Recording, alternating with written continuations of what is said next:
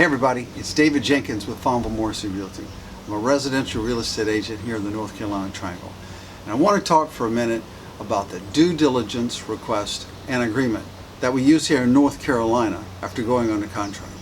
So this varies from state to state, but in North Carolina since 2011, when a buyer and seller go under contract, a buyer has a certain period of time called the due diligence period, the length of which is negotiable, but it's typically 3 or 4 weeks, to do any number of inspections the buyer wants to do. These inspections might include a building inspection, oftentimes referred to as a home inspection, a radon inspection, a termite inspection, a chimney inspection, a survey can be done, and especially if a buyer is financing the purchase, an appraisal will be done.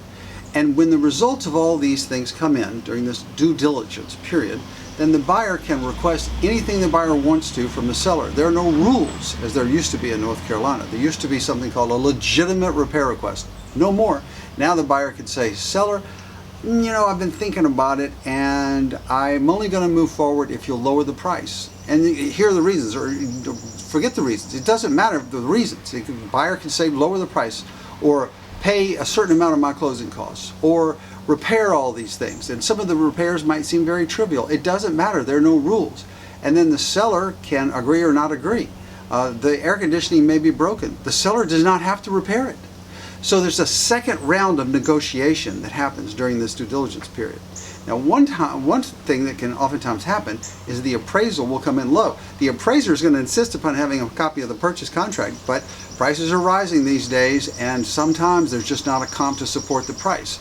So a property may go under contract for, let's say, $330,000, and the appraisal may come in for $315,000, and the buyer says, I'm not going to move forward unless, seller, you lower the price down to $315,000, and the seller can agree or not agree. So there's a whole second round of negotiation going on there.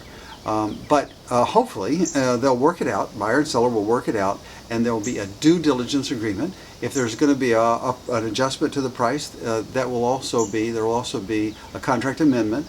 If the seller is going to agree to pay some of the buyer's expenses or closing costs, there'll be a contract amendment for that. If the seller is going to agree to repair some things, those repairs do not have to be done during the due diligence period. We just need the agreement to be made during the due diligence period. But usually the repairs would be done before closing, unless there's some special circumstances. So that's the long and short of North Carolina's due diligence request and agreement. If I could answer any more questions about it or about anything to do with residential real estate, please let me know. I'd be happy to help. Thank you.